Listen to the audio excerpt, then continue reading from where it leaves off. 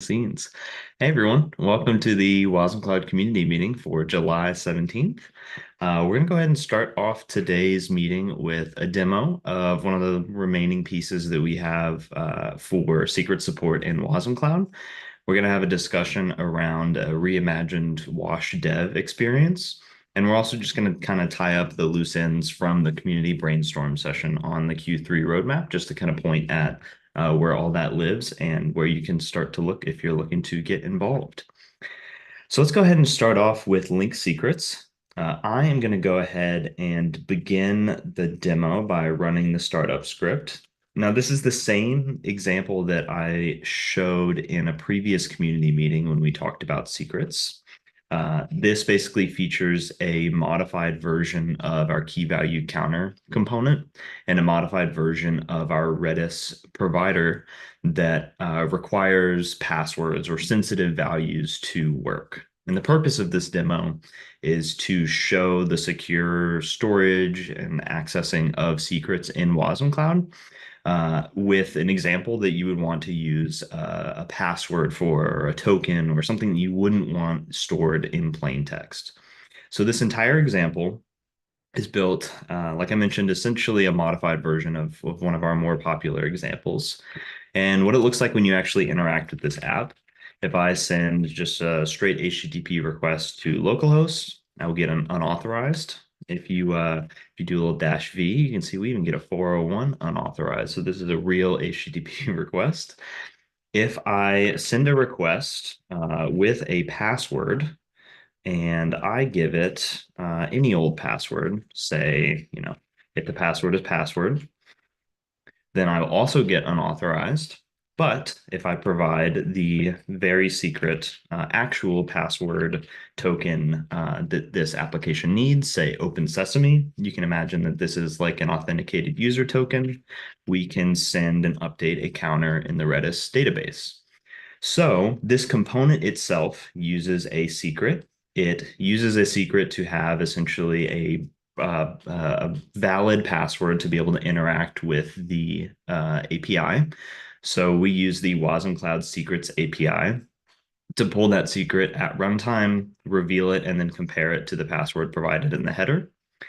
The Redis provider also uses a secret in order to, when it starts up, and this is essentially what we showed in the last demo. When it starts up, it will look for a default Redis password in its secrets list and then establish a connection to Redis in an authenticated way. Now, what we added to this, now this provider has a default connection, which is actually unused. There's really no good reason or way to use it. There is a good way to use it, but there is no reason to use it.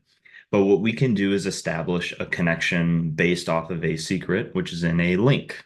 Now, this was the missing piece of the secrets support in wasmCloud during the last example. And I have a couple of diagrams to show how this works, but just to mention a little bit about why this took a little bit of extra time is that all the secrets that we hand to a component or provider don't actually go across the wire when it's associated with a component or a provider. Now, if it's a secret associated with a link, that actually is a NATS message that goes across the lattice, like on the message bus. So if we're going to deliver, I think this is light mode, so light mode warning. Oh, nice. But it's coming though. When we deliver a secret to a provider using a link, we actually need to encrypt that value that's going over the NATS message bus because otherwise it would just be transmitted in plain text. So I have a couple of sequence diagrams actually to talk about how secrets get from your secret store to components or providers. I'll start with a simple one, like with starting a component. The way that it works is you use Wash or Wadum to start a WebAssembly component in wasmCloud. Now, what that does is the host will then look up what we call a secret reference from our NATS KV configuration bucket. The Secret reference is what gives the instruction to the secrets backend for how to fetch that secret. So we say we need to talk to the vault secrets backend. My secret's going to be located at this path, secret slash foo, and then optionally a version or a revision to fetch that secret. So your secret reference is essentially, go look up this secret at runtime. Now, once the host has fetched that secret reference, it will make a request to our configured secrets backend. That could be Vault, that could be NATS, that could be AWS Secrets Manager. But this secrets backend is a separate binary that you'll run alongside your host or as a part of your host infrastructure.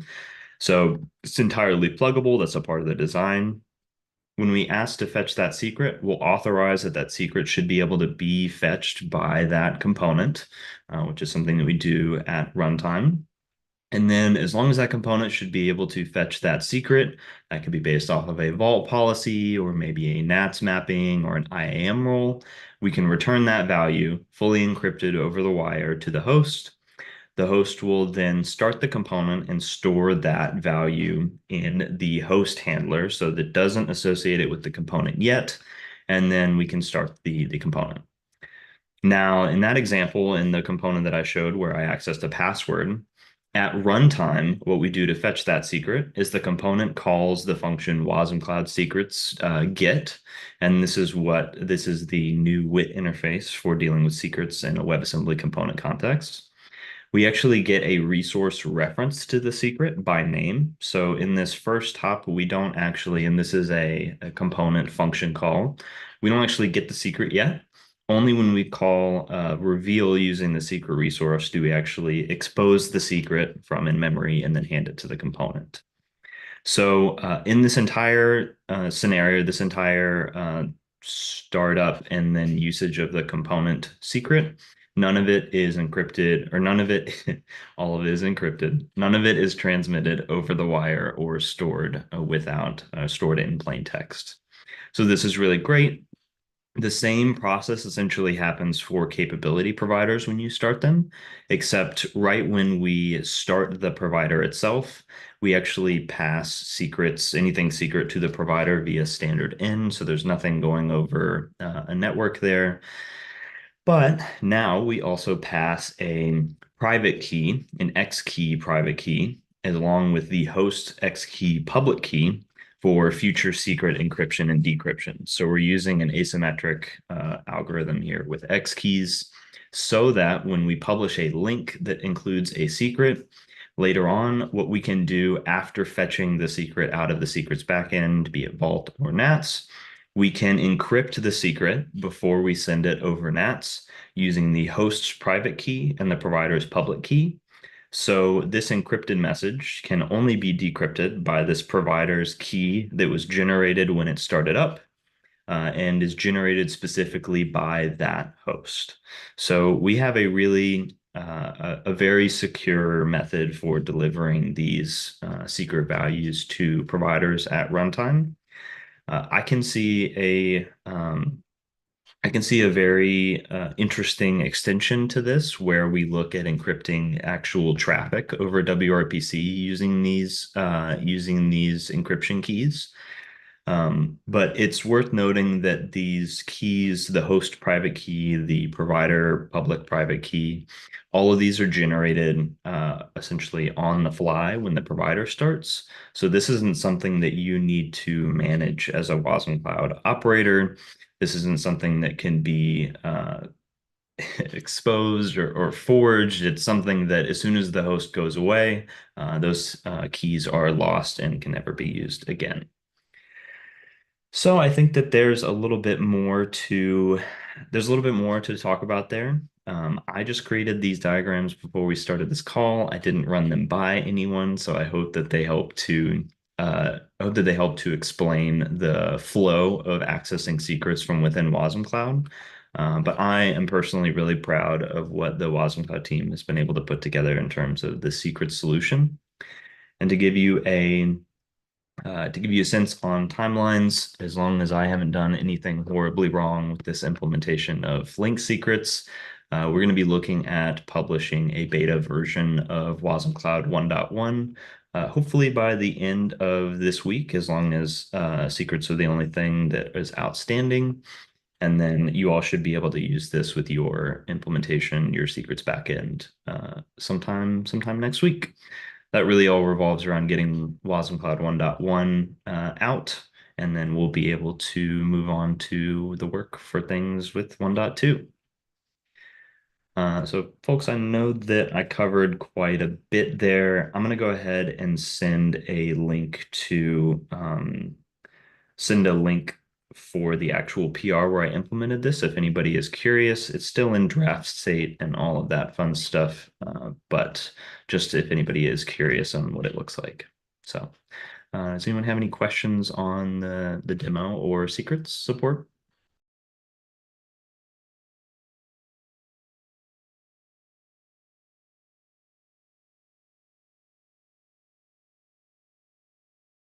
Yes, Liam, our resident security expert. I'd love to see the sequence diagrams in the docs. I thought they were great, Brooks. I thought they really made it easy to understand the flow of what's happening there and the reach outs to HashiCorp Vault, on the back end. So I think it's really cool. Yeah, great job on that. Maybe not Yes, so much a question as a request. can do.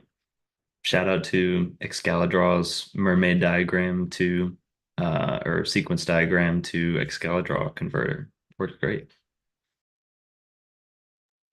Yeah, and Uh, it oh uh can't press the buttons. Yeah, and also just the I would highlight in those docs just the fact that if Vault goes down, the connection to Vault goes down, the host still has the secrets. So if Vault isn't going to bring all of your applications down at once if it whatever recycles or something. yeah, that's a great call out. Yeah, it may prevent additional workloads from starting, but anything that we already have, yeah, Vault can go down or be rotated or what have you. This might be I missed a bit sort of question that you've already covered, but you mentioned that the secrets provider is able to make decisions based on what each component is allowed to access. What are the pieces of information that are, I guess, surfaced to the provider to be able to make those decisions? Yeah, great question. So when we send a request to the secrets backend right now, what we send is the actual JWT of the component or the provider. Thank you, Apple. We send the application that it belongs to, like the name. And we might send one other piece of metadata along with it. Now, so to give you maybe a more concrete idea of how this actually gets looked up, that component that I used in the example accessed a secret called API password. And so what I preceded my secrets backend with before or as a part of running the demo is the public key, which is signed inside of that component and the API password secret. And I added a mapping between that component key and the secret to basically tell the NATS KV secrets backend, like this public key or this JWT can access this secret. Now that's how it works in our NATS KV backend. What we are actually adding as a part of the WADM support for secrets is a notion of a policy. This is a free form piece of text input, or free form JSON basically. So in the example of HashiCorp Vault, what we would do is associate a specific component or application with a Vault policy to assume. So when a request comes in for a specific application, the secrets backend for Vault would assume that policy and then try to grab the secret, which that both allows us to bridge the idea of like a component or an application to the secrets backend and let you just do all of the logic for like in Vault authorizing whether or not you can access a secret using Vault's concepts of a policy and a role and all of that. Yeah, awesome. Thank you. Yeah, I saw your question in the chat. Do you want me to read it out, or do you want to ask it?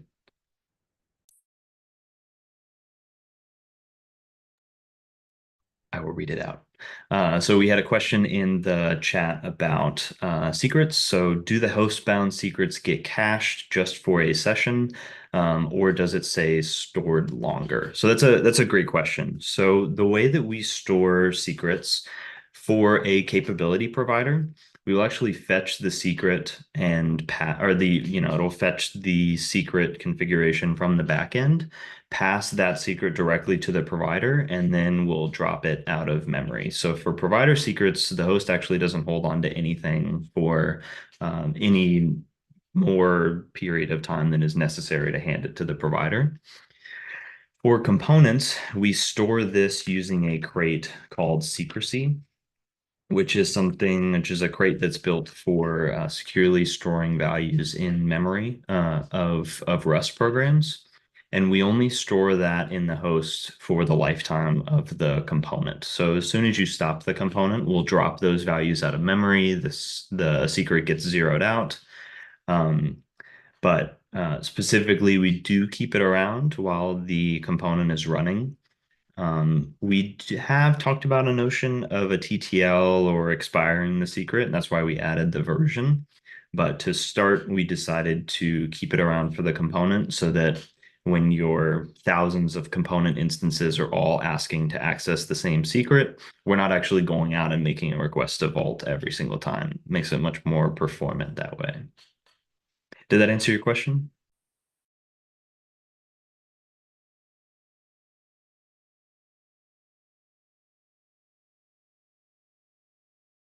Nice. All right. Yeah, Masood, go ahead.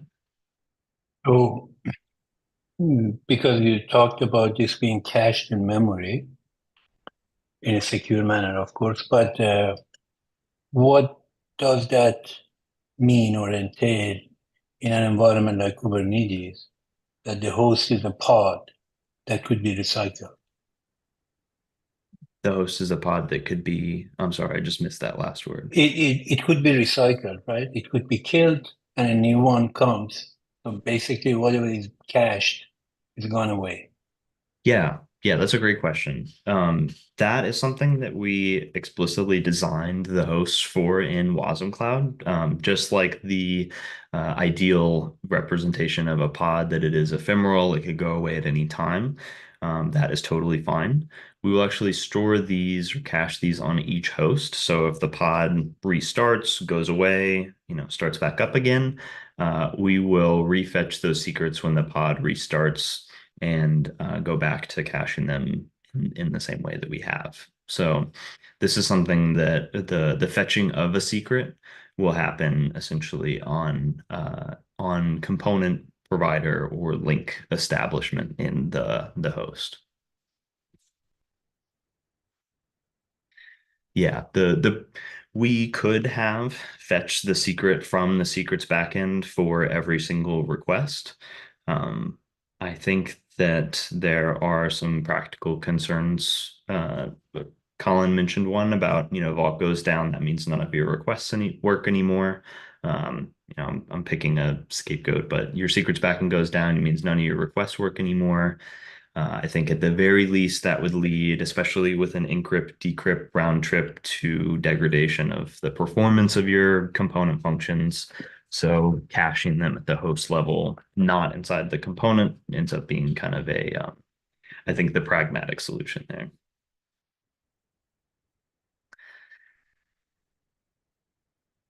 Yeah, part of, not just releasing wasmCloud 1.1 with the secret support, a big part of the definition of done for this feature is comprehensive documentation on how this works.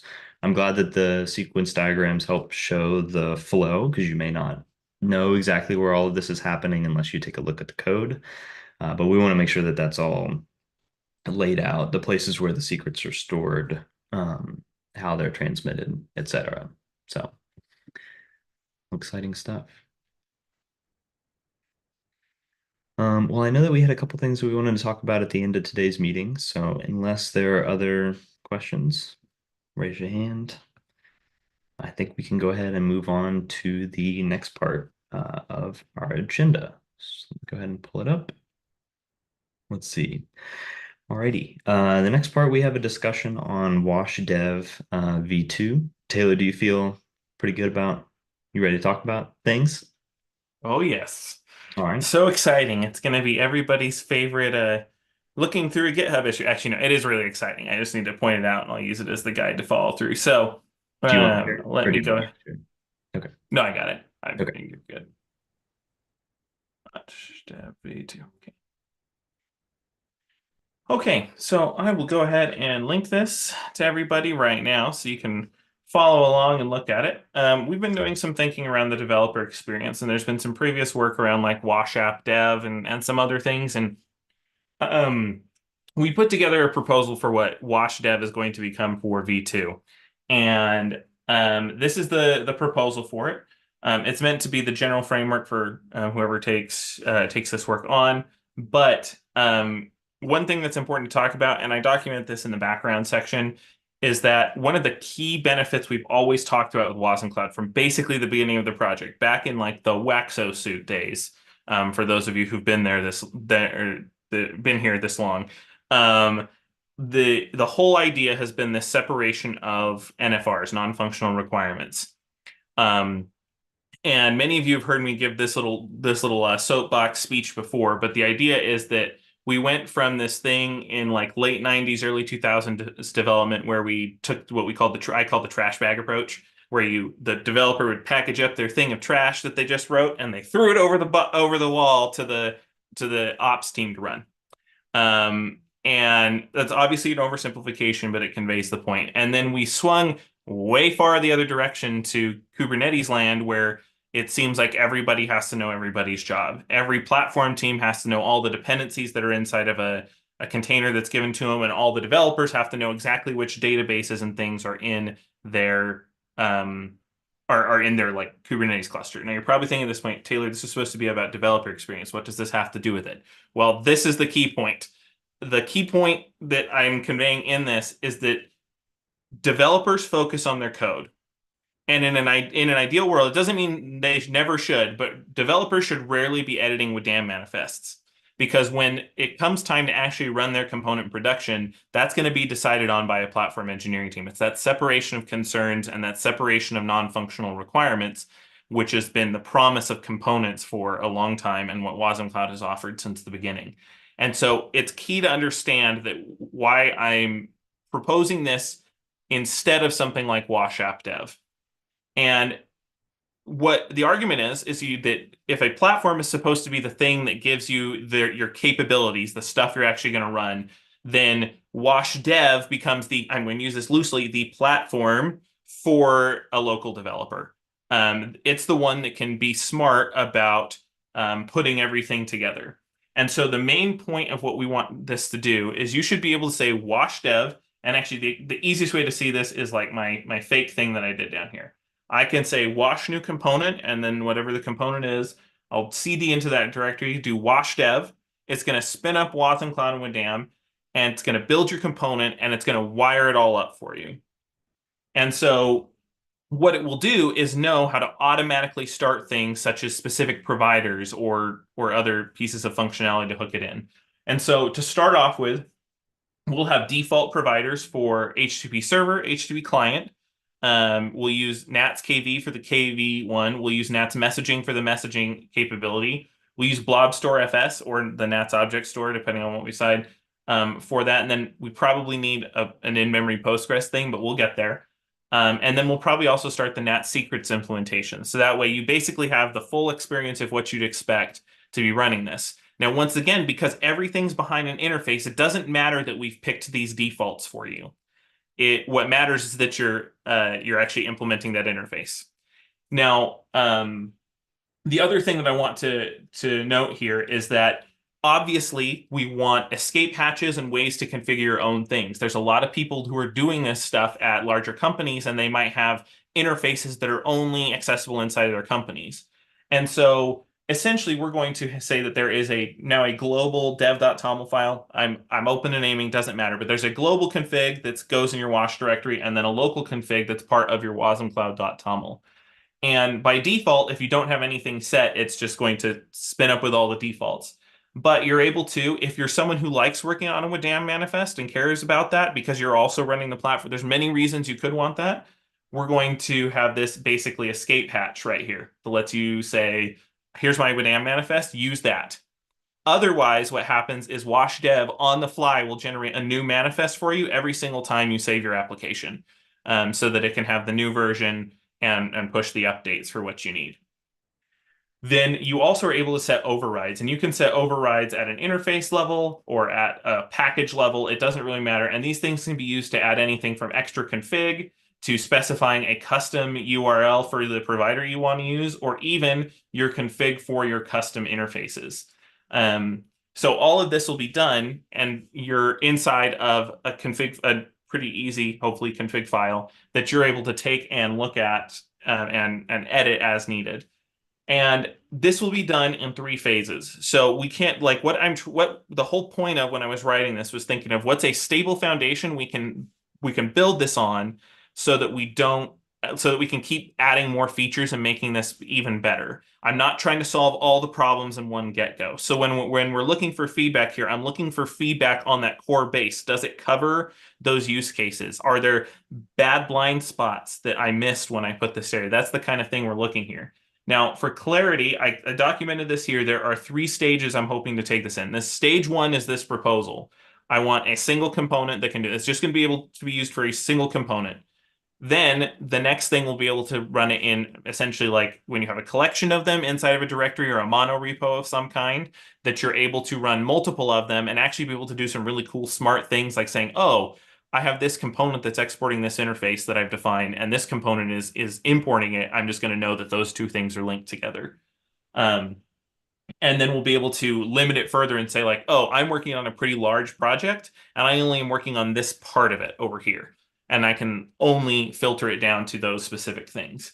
So the whole point is to make this developer experience fairly seamless. It'll, as a note at the very top, this can technically be used for building any component, really, because these are the wasmCloud interfaces we're talking about, and you can define custom interfaces.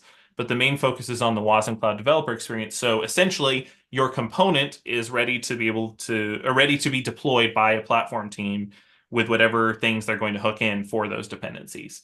So that's kind of the main plan here of what I'm proposing inside of this wash dev. And like I said, I'm especially looking for the feedback from, I know there's plenty of you in the community who have done a lot of work on this. Like to name some of them that I know have been here recently, but are maybe not here today, like Christoph, who's asked a bunch of questions about this experience. And there's a whole bunch where it's like, I really want the feedback there. Is this going to help? Is this super dumb? Like we need to know that. But this feels like a really good way for people to have that inner loop developer experience and have things just be automatic for you. You don't have to worry about starting an HTTP provider. You don't have to worry about configuring it, except maybe if you're running multiple things, you might want to specify a port or so on. Like very, very minimal configuration required to be able to just start developing.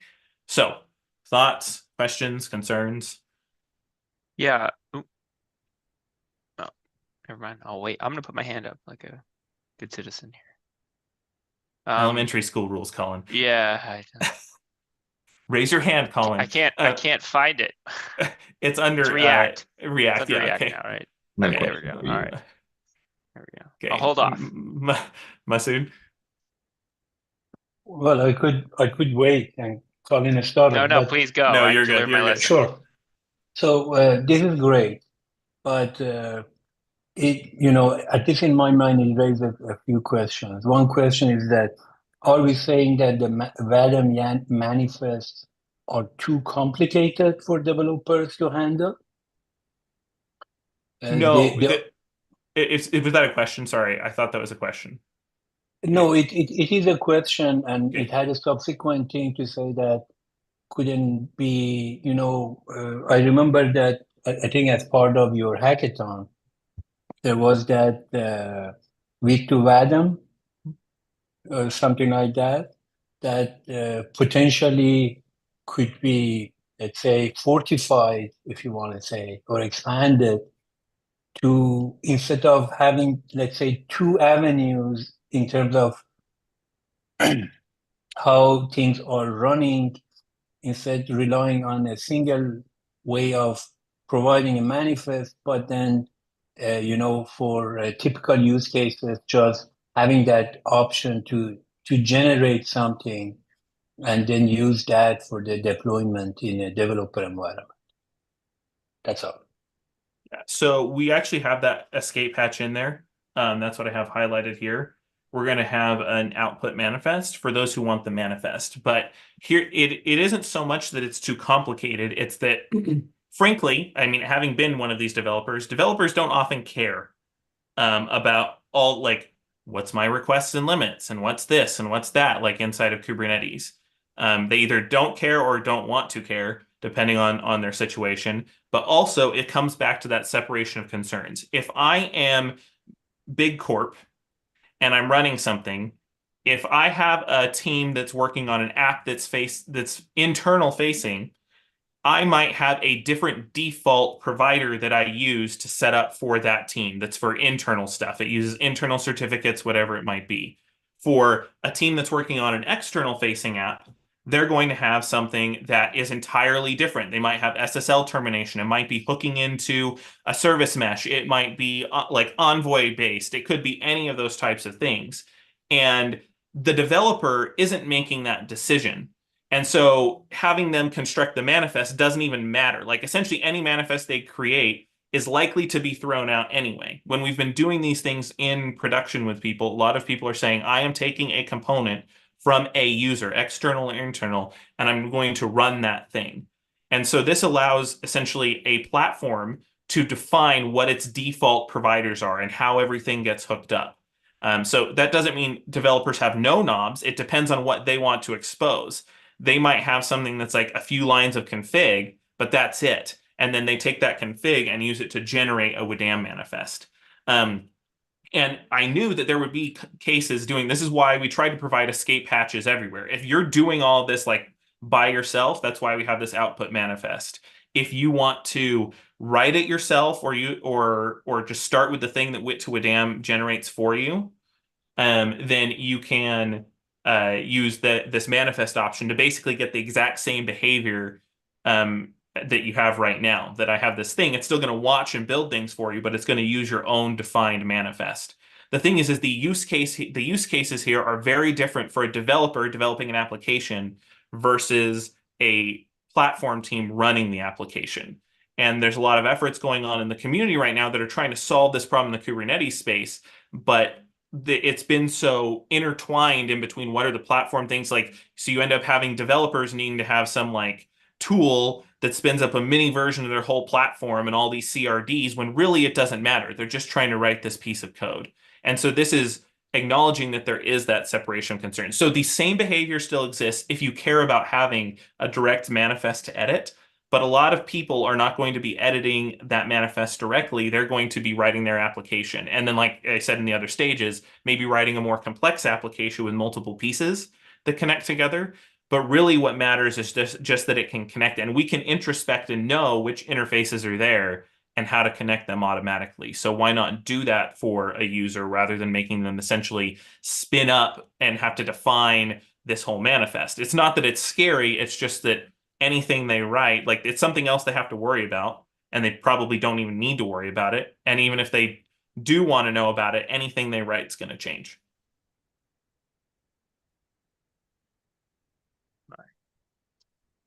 All right, Taylor.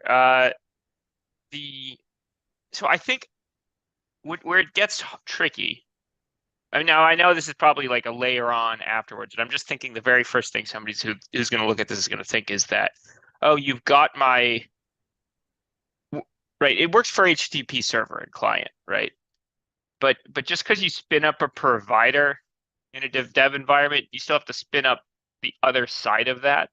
And I wonder if there might be something later on where we don't actually even want the provider. We just want some sort of a mock on the provider instead. I don't know.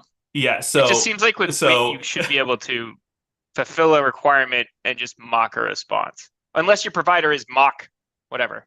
Mock Redis provider, mock, whatever. the purpose here was, that's why I said that is for wasmCloud development, right? Like, so that this can run in wasmCloud, that it can run with a provider, it can run with a thing.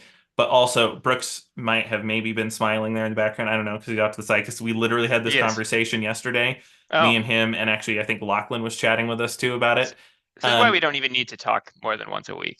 We're already on the same but page. but this is why, like, I think that is in particular for testing an important thing.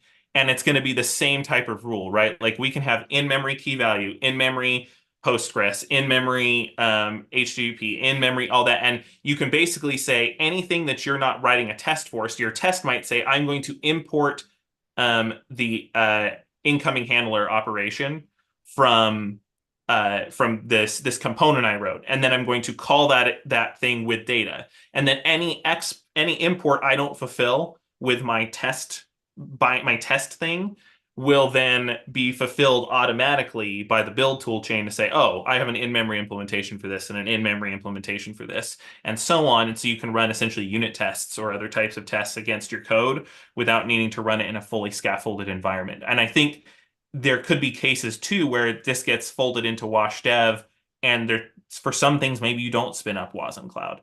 I think that's entirely a possible future. But like you said, it'd probably be like a couple steps down the line. Yeah, but it's super valuable just because otherwise it's like, oh, I'm spinning up the same provider and then I've got to run a Docker container that runs a thing that's like that and configure that. It's like we could just mock it all right there. Liam? Yeah, I mean, I think we've seen this issue continue to come up time and time again, even with things like examples. Right now when things are published declaratively, they're getting pinned to old versions. So I think that there's a huge opportunity here with just the bigger idea around some of the capabilities that come from having default capabilities here on a host by host basis. It just feels more of like a platform concern, and it's something that I'm really excited about. So I think this is great to get this all specced out, and the idea that you could deploy to, say, an application that's running across different environments or domains. Imagine an application that we're running on AWS, Akamai, and your own data center. You might have different configurations for the app depending on its domain where it's running. So I think that there's downstream from this just a bunch of really powerful functionality, and I'm excited about it. Awesome. Frank? So I think this is great. I hope this is still in line. But one thing is actually, so here we're talking about the development, but then there's a journey from development to test to production. And I think this should be also part of the whole story here. And beyond that, I think it would be key to have, especially since we're talking about components, they should have an SLA, SLO. So for instance, what is expected performance that we can get? What's its throughput and so forth? Can this be scaled up? So, or this has to be a one-off and so forth. So all those kind of things, they should be also part of the, let's say, the environment, so that it makes sense in terms of the whole, let's say, journey from here to production. Yeah, no, that's a really good comment. And so to clarify where all these things sit, so we actually have a fairly good deployment story at this point. I would love to have some more like built-in GitHub actions and stuff that know how to like push a component and do the Docker login or like repository. Like, there's some stuff there I'd like to improve, but there's a known path for deploying, especially with the new OCI standards we've talked about in previous meetings, of deploying, storing, and then retrieving those components for actually running them. So we have a good story there. This is going to the other end of that whole pipeline you just talked about, and saying, let's do the wash dev. And then in the middle is this like testing and benchmarking thing you mentioned. And that's the stuff that I think Colin started to mention as well, and that I was talking about, we were talking about with Brooks. That's kind of the next step. And so we're trying to do this, like, we're trying to have a good thing on both ends, and then we can work to like what that thing in the middle is going to look like for us.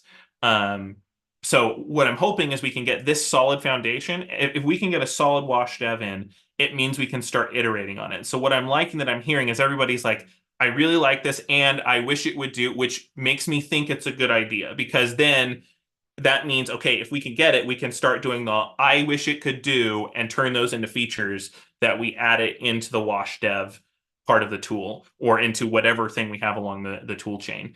And so I think that's a really good comment, that we do want to cover all of those things. So this is that first start of the foundation of making we've made huge strides in the past year of what even the normal developer experience is right now for building a component or a provider. And this is going to make it even better, is the hope. Yeah, go ahead, Frank. Yeah. So on that thread, I think that it's also part of how things are developed.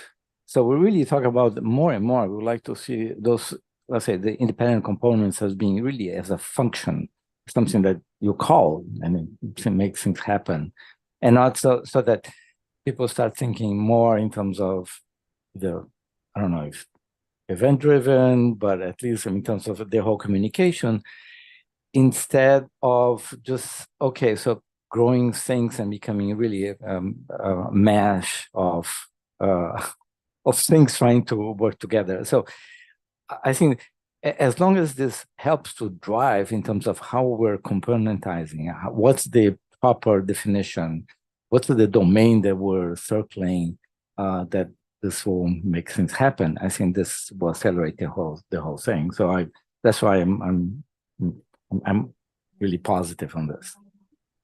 So I promise everybody, Frank was not a plant. That's you're basically reflecting our words back to us. We've used the terms before to help people understand what wasmCloud does as a compute mesh, not a service mesh, but a compute mesh. And also the idea is that it is event driven. All these things are event driven, and you can use them to basically, like, how do you compose all these things together into, like, a lot of people are calling this the microlith model, right? Where you have individual pieces that compose to a bigger, like, monolithic application. So yeah, that's right on the line of, like, what we're thinking about doing. Now, Aditya said, so are we talking about building WDAM manifest with the dependencies pre-resolved with the developer not needing to care about connecting the links with the providers? And so that sounds awesome. And I'm confirming, yes, that is the plan here. It can introspect and deliver it. And like I said, the main point of this config file is that if you have custom interfaces, which pretty much everybody's doing who's using wasmCloud, you will have the ability to say, hey, for this thing, when you detect this import or export, here's the thing I want you to use. And so that's going to be a really awesome tool to have, I think, here in the future. So it sounds pretty positive. I look forward to any feedback on here. We'll probably start working on this relatively soon. So yeah, please leave any feedback there. And remember, just to reiterate again, I know there's things missing. I know there's things we want, but I'm not looking for this being 100% feature complete. I'm looking at it in terms of what's the feedback for the foundation part of this. Because if we agree that it's the right foundation, is it the right foundation? Does it have the right starting point? So that, like, am I painting myself into a corner, is the other way to say this. I don't think it is, but if there is something we're not seeing, that's where the feedback is going to be really, really helpful to have, so that we can account for that as we start working on it. Okay. That is it from me. So Brooks, I'll pass it back to you. Yeah, thanks, Taylor. Huge fan of the proposal. So for the last step of the call, I think all that we needed to talk about that I just wanted to mention, back in, I think it was July 1st. How does time, rather than maybe July 3rd, July 3rd's community call, or the 2nd, whatever. We brainstormed the wasmCloud Q3 roadmap. So these are primarily meant to be issues that reflect what people in the community, what the maintainers feel are best for the future direction of the project. The most valuable new features, new documentation, improvements, et cetera, et cetera. And we actually worked in an Excalibur to get that done. And light mode warning. I just wanted to let you know that Excalibur is now finished and a little bit more organized and all linked out to existing GitHub issues. So this link to this kind of interactive diagram, I think it's read-only, is now captured in the Q3 roadmap, which is under the wasmCloud projects section. I'll go ahead and, well, we'll send that there.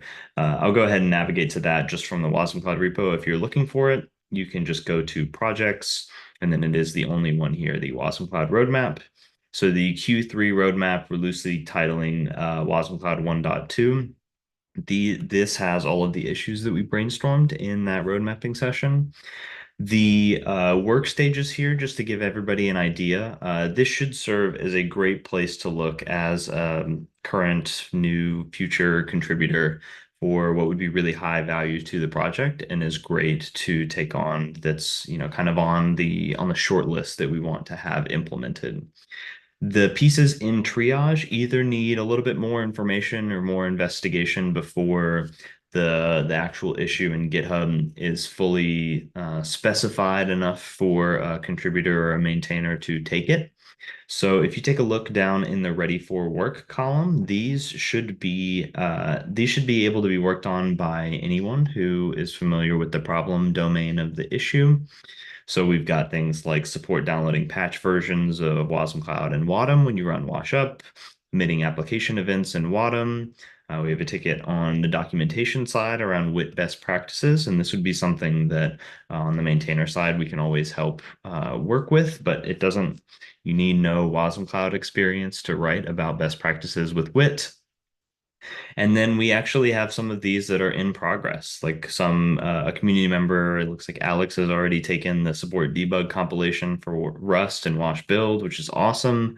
Supporting custom interfaces functions that use resources. There's a little bit more detail in that ticket now, but that is in progress as of some of Roman's latest changes.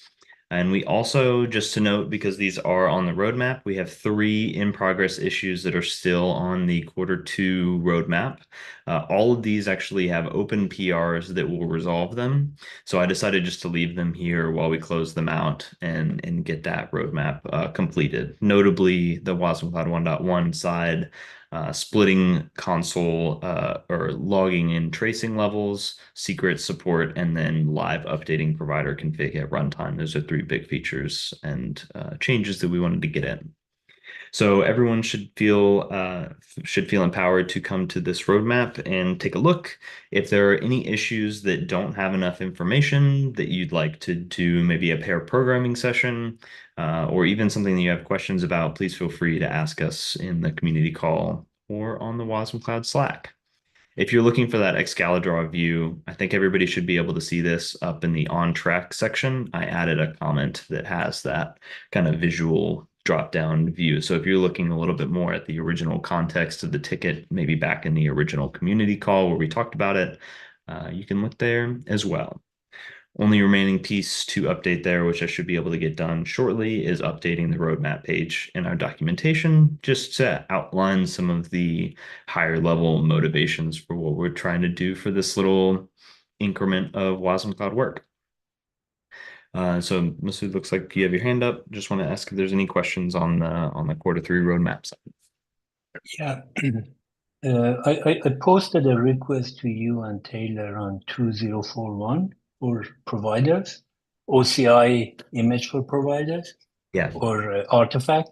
And if either of you answered that, then I can kind of take it on. But at the moment, I'm not sure which way. If you agree with, what I am proposing here, or you're saying that leave that for later or whatever, and then I can start working. Okay. Yeah, I'll go ahead and take a look. That might have been, honestly, might have been lost in my inbox, but if I remember right, that one is around the splitting of provider like binaries and in the OCI representation and possibly embedding the WIT and all of that. Is that right, Masood? That's correct. And basically, I'm proposing that instead of trying to put everything into a single artifact and then rely on extracting layers, maybe we should use, the referrers. Because through referrers also we can have other artifacts such as WIT or anything else that comes with it, such as wasmCloud, TOML, or all those sorts of files, even if we want to include them. and have them in separate artifacts that are linked together. And the CLI tools right now that are OCI aware, they know how to follow the referrer. And then they have flags that you can control what should be or should not be. Anyhow, I posted a question, and if if you can talk among yourself and see that if it makes sense or if you want to park that for the future. Okay. Yeah, that sounds good. I think with that ticket, if I remember right, we've got a good idea of what we want to accomplish in the end, but maybe not down to the detail of how exactly we're representing it within the OCI artifact spec beyond like let's extend the recommendations from the WASM working group to try to do similar things. So I'll try to grab maybe a little or I'll surface that with Taylor wherever he is, and we'll talk about that a little bit. But thank you Thank you. for leaving that comment. All right, folks. Well, unless there are other questions, I do have question. yeah. Is this for the about the roadmap or otherwise? Uh, well, maybe it's related or maybe it's not. Some weeks ago we had chats about making it easier for the components to select links. I saw that a new method has been recently added to the context to provide the link or identify the link to providers, which is great. But at the moment, if components, have multiple links and they want to switch between them, we all know that using set links is quite clunky because it kind of duplicates a lot of things that are in WADM manifest. And it doesn't provide a good user experience, right? Again, for me, as somebody who writes a provider, I might say that that's user or developer problem. But I don't think that it provides a good experience for them to when multiple links are involved. And Taylor was saying that there will be a blog and there will be also some work. I don't even see a ticket for that. So I'm not sure what is the vision. And because you guys talk among yourself, I just wanted at least to understand what the vision is and where this thing is going. Yeah, so the use of link names in general is something that we see in wasmCloud as a little bit more of an advanced use case. So link names come into play whenever components, providers to different components need to be linked together more than one time. Potentially with different configuration, like I think in the NATS KV example, this could be a different bucket to access, potentially different credentials. So supplying them multiple times for one component is generally falls in a more advanced use case. So in general, on the developer side, this involves using the set link name function from the wasmCloud WIT to change the link that you're actually using to make a specific invocation. So since it falls a little bit outside of the traditional developer path, it's something that is going to be a little higher friction because there's an extra step that you have to do. You have to link multiple times in a WADM manifest, for example. Though the new support that came in with capability providers was allowing providers to actually segment their traffic based on link name. So when you get an invocation from a component, you also know the link name that was used, which should be super helpful on the provider developer side.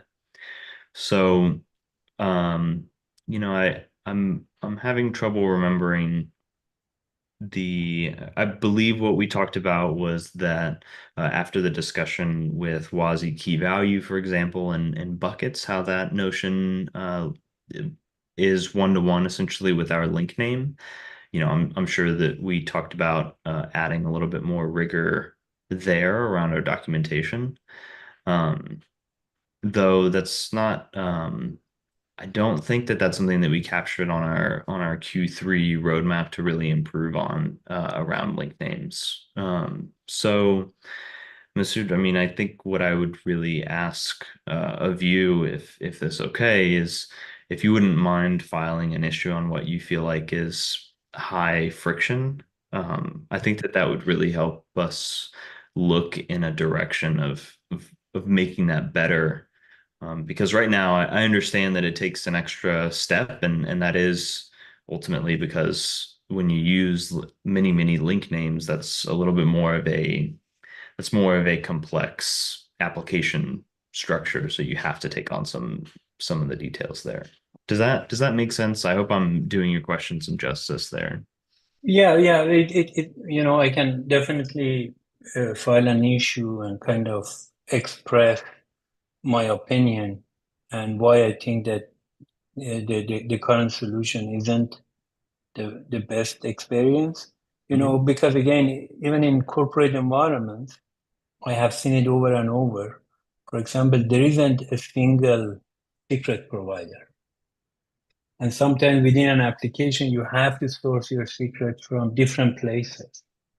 And, that's why I'm saying that as the platform gets more complex or has more capabilities, the use cases for developers that write components will be more that they need to kind of work with different ones. And anyhow, I put together the issue and raise it and see what you guys think about it.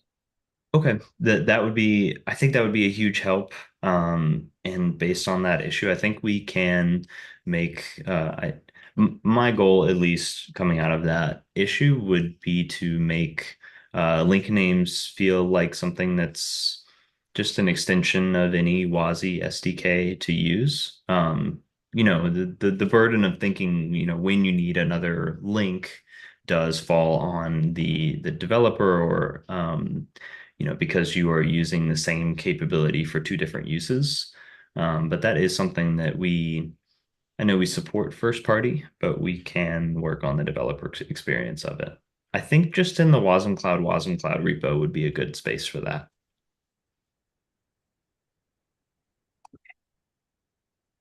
I would do that. Thank you. Thank you. All right, folks. Well, I know that we're at a couple past the hour, and so I think we can go ahead and close it out for today. Thank you so much for coming to today's community meeting.